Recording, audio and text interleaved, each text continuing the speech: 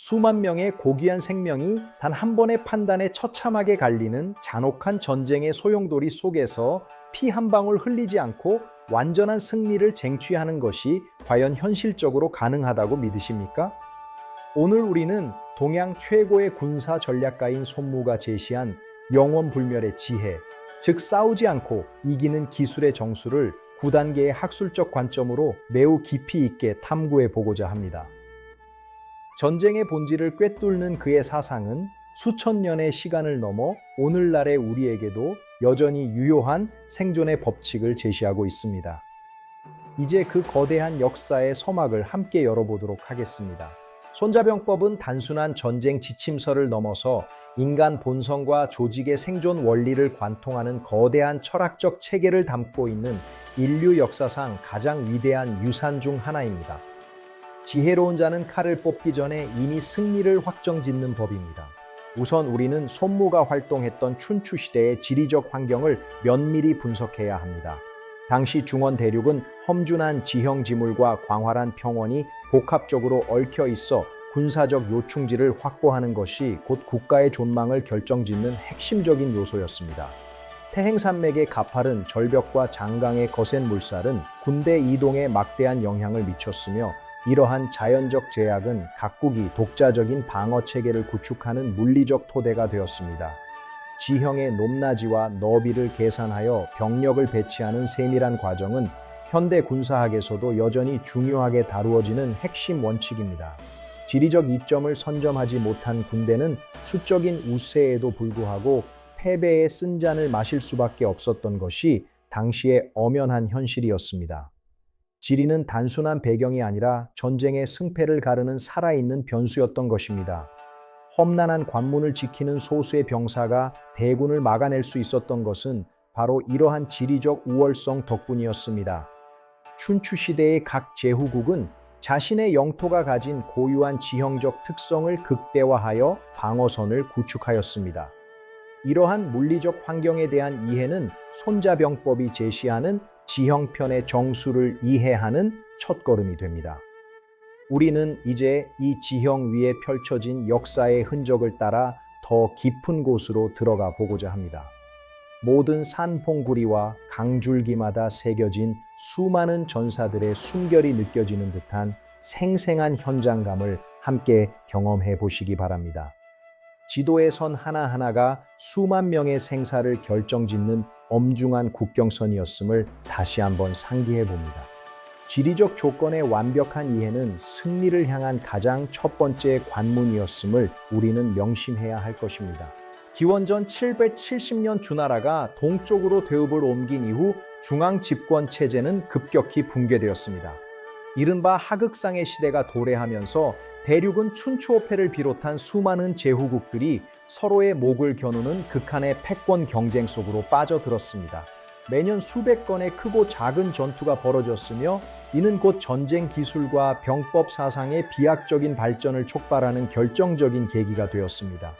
사회 구조 또한 철제 농기구의 보급과 상업의 발달로 인해 거대한 변화를 맞이하고 있었습니다. 소문은 오나라 합렬을 도와 초나라를 정벌하기 위한 거대한 전략을 수립하였습니다. 오나라의 정예병사들은 장강의 거센 물살을 가르며 역사적인 도강 작전을 시작했습니다. 이는 당시 기술력으로는 상상하기 힘든 대규모 함선 운용의 정수를 보여준 사례입니다. 약 3만 명의 오나라 군대는 지형의 이점을 극대화하여 초나라의 방어선을 우회하는 치밀한 기동을 선보였습니다.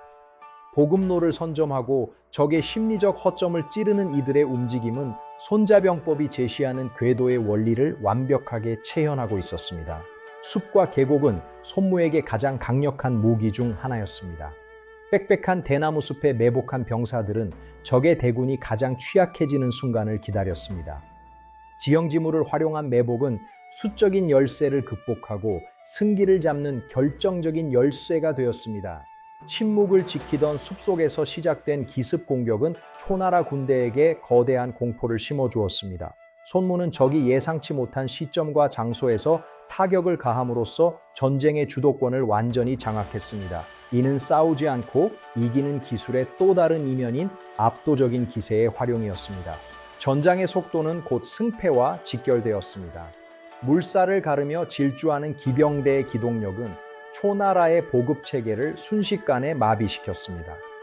손무는 군대의 이동 속도를 조절하여 적을 혼란에 빠뜨리는 탁월한 지휘 능력을 발휘하였습니다. 당시의 기술적 우위 또한 승리의 밑거름이 되었습니다. 정교하게 제작된 청동노와 화살은 오나라 군대의 치명적인 타격력을 보장했습니다. 손무는 무기 체계의 효율성을 극대화하여 최소한의 희생으로 최대의 피해를 입히는 과학적인 전쟁을 수행하였습니다. 출토된 고대 무기들은 당시에 치열했던 전황을 오늘날까지 생생하게 증언하고 있습니다.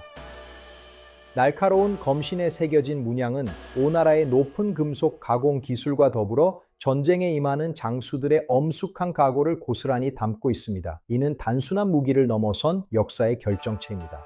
극한의 환경 속에서도 멈추지 않는 훈련은 오나라 정계병의 근간이 되었습니다.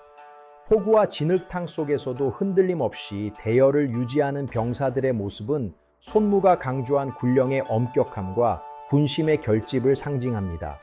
고난은 이들을 더욱 단단한 강철로 만들었습니다. 하늘을 가르는 벼락과 거친 빗줄기 속에서 행군하는 대군의 위용은 압도적이었습니다. 손무는 기상 조건마저 전략의 일부로 활용하여 적의 심리를 무너뜨렸습니다. 자연의 위험을 등에 업은 이들의 징역은 거부할 수 없는 역사의 거대한 흐름과도 같았습니다. 어둠과 폭풍우를 뚫고 나아가는 병사들의 실루엣은 전설적인 베이지 전투의 서막을 알리는 장엄한 광경이었습니다.